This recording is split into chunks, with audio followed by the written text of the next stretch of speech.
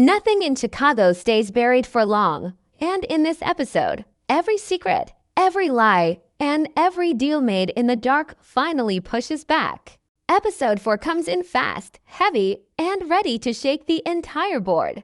And it all begins the moment the streets wake up hungry for blood and power. The episode opens with a tension that can almost be felt in the air. Like the city itself knows something big is coming. The streets are quieter than usual, but it's the type of quiet that feels dangerous. You can tell right away that everyone is moving differently. Tommy is on edge, Diamond is holding too much inside, and the crews around them are watching each step like a trap is about to snap. Chicago is shifting, and nobody wants to be the one left standing in the wrong place. Tommy walks into the episode with that same heavy focus he had at the end of the last one. He knows he's losing ground, not because he's weak, but because the people around him are playing their own games. He doesn't trust the alliances he made, and honestly, he shouldn't. Every look, every handshake, every promise feels shaky. Even the smallest move now can either save him or ruin everything he's been trying to build. His instincts are sharp, and you can almost feel the weight on his shoulders as he prepares for another day of war disguised as business. At the same time, the episode shows Diamond dealing with his own pressure. He's trying to keep things calm on the outside, but you can see how much he's carrying. The streets don't respect silence. They smell weakness. Diamond knows this better than anyone, so he tries to stay steady, but the tension around him is tightening. He sees threats he doesn't want to acknowledge and problems he doesn't want to confront, especially when they come from people he once trusted. It's the kind of pressure that makes good men dangerous, and Diamond is getting close to that line. Jenard, on the other hand, is in pure survival mode. His crew is falling apart, his power is slipping, and he is trying to hold on to whatever he has left. The episode hints that he's getting desperate, maybe even reckless. His eyes show it. His choices show it. He's moving like a man who knows he's running out of time, which makes him unpredictable. And unpredictability in this world is just another word for chaos. Every decision he makes feels like it has a hidden cost. And the episode wastes no time showing that some of those costs are coming sooner than he expects. Meanwhile, there's a growing storm forming around the other players. Claudia is silent but active, moving pieces behind closed doors. Vic is stuck between fear and loyalty, trying to choose the path that keeps him alive. And the city's criminal pulse is speeding up with whispers, rumors, and deals happening everywhere except out in the open. It's like every character knows something big is about to collide, but none of them are willing to slow down. Instead, they push forward, hoping they can beat the danger that's chasing them. The opening of this episode isn't loud, but it's powerful. It sets the stage for a chain of events that are about to hit hard. The tension builds step by step, making it clear that episode 4 is not just continuing the story, it's tightening the noose around everyone involved.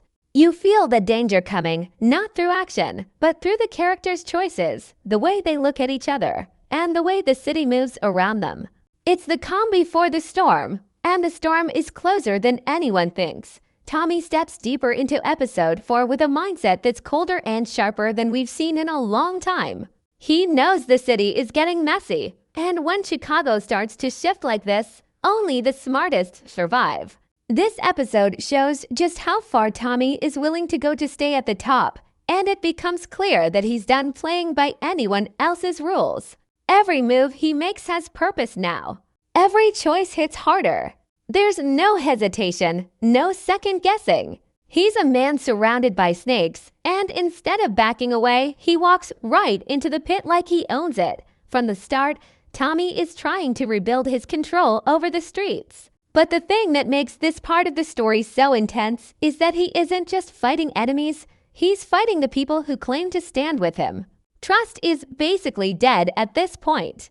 Everyone is hiding something, and Tommy feels it in his bones. He knows people are smiling in his face while planning something different behind his back. The episode shows him reading every expression, listening to every tone, watching every move. He's putting everything together like he's solving a puzzle made of lies, and he's getting closer to seeing the whole picture. But the streets are changing fast. There are new players, new deals, new alliances forming in the shadows. Power in Chicago is shifting like sand, and Tommy has to adapt without showing weakness. That's where the real tension hits. You can see him trying to balance aggression with strategy, because one wrong move could start a war he doesn't have time for. The episode gives us small moments where the weight on him shows. The quick pauses, the deep breaths, the way he scans a room before stepping into it. He's not scared. He's calculating.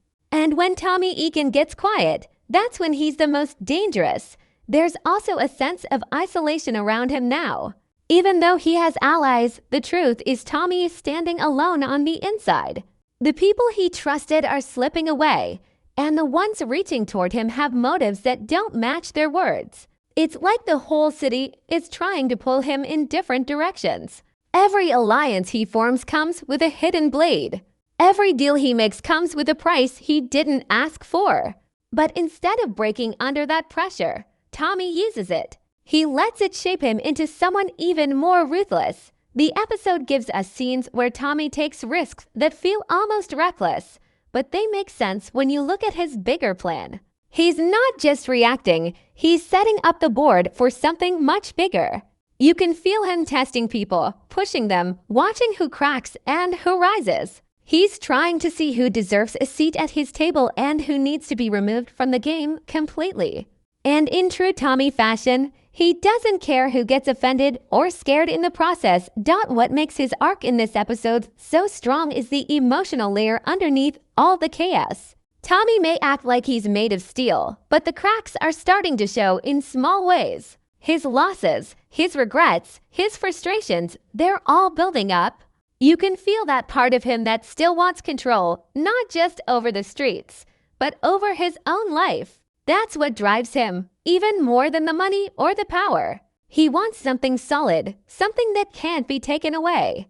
But in Chicago, nothing stays yours for long. By the end of this section of the episode, Tommy is in a position where the next step he takes could change everything. He's closer to uncovering the lies around him, closer to calling out the snakes hiding in plain sight. But he's also closer to danger than ever. The decisions he makes now won't just affect him. They'll shape the entire war that's brewing across the city. And the way he moves in this episode proves one thing clearly. Tommy isn't waiting for the storm. He's planning to be the one who starts it. Diamond's world in episode 4 feels like it's tightening around him, even if he tries to walk like everything is under control. The episode shows him standing at the center of a storm he didn't ask for, but now he has no choice but to face it. What makes his part of the story so gripping is how quietly the tension builds around him. Diamond has always been calm, patient, and careful, but this episode shows that even a man like him can be pushed too far. You can see it in his body language. He listens less, questions more, and his eyes linger on people a second longer than usual. Like he's trying to see the truth behind every smile and every word thrown his way. The streets around Diamond have changed. The loyalty he once counted on doesn't feel as solid anymore. People who used to follow him without question are now moving with uncertainty. Some whisper behind his back. Some watch him when they think he's not paying attention. You can feel the gap forming between him and his crew. And even though Diamond tries to ignore it, he can't. Episode 4 leans into this slow unraveling, hinting that Diamond's leadership is slipping not because he's weak, but because everyone around him is playing a game he didn't sign up for. And the worst part? He knows it. That awareness puts a weight on him that's impossible to hide. At the same time, Jenard is spiraling in the opposite direction, fast, loud, and dangerous. His desperation in this episode hits harder than ever. He moves like a man who's losing everything but refuses to accept it. You can see the panic in his choices, the anger in his voice, and the fear hiding under all that attitude. Episode 4 doesn't make him look clueless. It makes him look trapped. Every attempt he makes to climb back up only pulls him deeper into chaos. The people he depends on don't trust him. The deals he tries to form fall apart, and the enemies he tries to avoid seem to find him anyway. Jenard and Diamond's tension sits at the heart of this storyline. Their brotherhood has always been complicated, but now the divide between them feels sharp enough to cut through the whole city. The episode shows them moving on separate tracks, each making choices that push them farther away from each other. Diamond tries to pull things together with logic. Jenard tries to force things into place with fear. And in the middle of all this, the streets themselves seem to choose sides, creating a silent pressure that neither of them can escape. What makes this section powerful is how the episode highlights their differences without making either of them look fully right or fully wrong. Diamond's caution slows him down at moments he should act fast. Jenard's intensity drives him forward at moments he should slow down. Both men are fighting battles they don't fully understand, and the city around them is watching closely, waiting to see who cracks first. It's like everyone knows that the bond between the brothers is breaking, and once it snaps, the entire landscape of power in Chicago will shift. There are moments in the episode where Diamond lets his guard slip, revealing the frustration and sadness he carries. He doesn't want to lose his brother, but he also can't save someone who refuses to save himself. Meanwhile, Jenard shows flashes of regret, as if he understands how badly he has messed things up, but his pride won't let him admit it. That silent emotional war between them becomes just as important as the moves they make on the streets. By the end of their storyline in episode 4, one thing becomes painfully clear. The distance between Diamond and Jenard has grown too wide to ignore. Every choice they make now pulls them deeper into their separate paths. The tension isn't just in their words or actions. It's in the air around them. Something is coming. Something big. And whether they face it as enemies or broken brothers is a question this episode refuses to answer. All we know is that the road ahead is darker than either of them can see. Vic's storyline in episode 4 hits a level of tension that feels completely different from everyone else's. Where other characters move with purpose, Vic moves with fear, guilt, and a constant sense of danger breathing down his neck. From the moment the episode shifts toward him, you can feel how much pressure he's under. He's caught between loyalty and survival, and every second he spends trying to balance the two pulls him deeper into a world he's not built for. Chicago's streets were never his playground. Now they're his trap. What makes Vic's arc so powerful in this episode is how it shows his inner conflict without needing to spell it out. His eyes carry the weight of everything he's hiding. His body stiffens in moments where he should be relaxed. His voice shakes even when he tries to sound confident. He's a man who knows he's being watched by both allies and enemies. And the worst part is knowing he has no one he can fully trust. He's playing a role in a game he doesn't want to be in, but quitting isn't an option. Not anymore. Episode 4 leans into Vic's unease with brutal subtlety. Every conversation he has feels like it's happening under a spotlight. People test him, push him, and throw hints that they know more than they're saying. And Vic, trying to keep himself together, responds with short answers, forced calm, and little cracks that reveal the truth he's trying to hide. The weight of betrayal sits on him like a shadow, and you can tell it's only a matter of time before someone notices the shape of it. What makes Vic dangerous in this episode isn't his strength, it's his desperation. He's trapped in a position where one wrong word can expose him, one wrong move can bury him. The double life he's living twists tighter around his throat with every scene. He's lying to people who kill for sport. He's pretending to stand with people who wouldn't hesitate to put him on the ground if they sensed even a flicker of disloyalty. And through all of it, the fear inside him grows, not because of what might happen to him, but because of what he's already done. But beneath the fear, there's something else brewing, a slow rise of anger that Vic doesn't fully understand yet. It shows up in small moments, the way he stares at someone a second too long, the way he clenches his fists when he thinks nobody is looking. The guilt is eating him alive, but the anger is starting to give him something he hasn't had in a while, the instinct to fight back. The episode hints that Vic is getting tired of being pushed around, tired of being treated like the weakest link. And as that spark grows, the risk around him grows with it. There's a moment in episode 4 where Vic realizes that no matter what he chooses, he will hurt someone, either the people he's loyal to or the people who can destroy him. It's the kind of realization that shakes a character to his core. He's cornered by forces stronger than him, yet he's expected to move like he has everything under control. That inner break becomes the most important part of his journey. It's the moment where he stops trying to survive quietly and starts thinking about how to survive loudly, even if it means burning bridges he once swore he'd never touch. Vic's storyline also adds a layer of danger to the episode that feels different from the street-level violence happening around Tommy, Diamond, or Jenard. His danger comes from secrets, the kind that explode without warning. The more he hides, the more unstable everything becomes. His presence alone turns scenes into pressure cookers. You watch him, waiting for the moment someone calls him out. You watch the people around him, waiting for the moment they decide he's lying. Every second is a countdown he can't hear but can definitely feel. And by the time his part of the episode reaches its peak, Vic stands in a place where the air feels thin and the walls feel close. His choices, his lies, his fear, they all collide into one truth. Vic O'Flynn is running out of places to hide. The episode leaves him suspended in that moment, caught between who he used to be and who he'll be forced to become. Because in this world, secrets don't stay quiet, lies don't stay buried. And Vic is about to learn that the price of survival is sometimes higher than the cost of death. Claudia walks into episode 4 like someone who's learned her lesson the hard way, but instead of backing down, she's using every scar as armor. Her storyline in this episode feels cold, sharp, and calculated, the kind of energy that only comes from a person who's been pushed out of power and refuses to stay there. Claudia doesn't rush, she doesn't panic, and she doesn't show fear.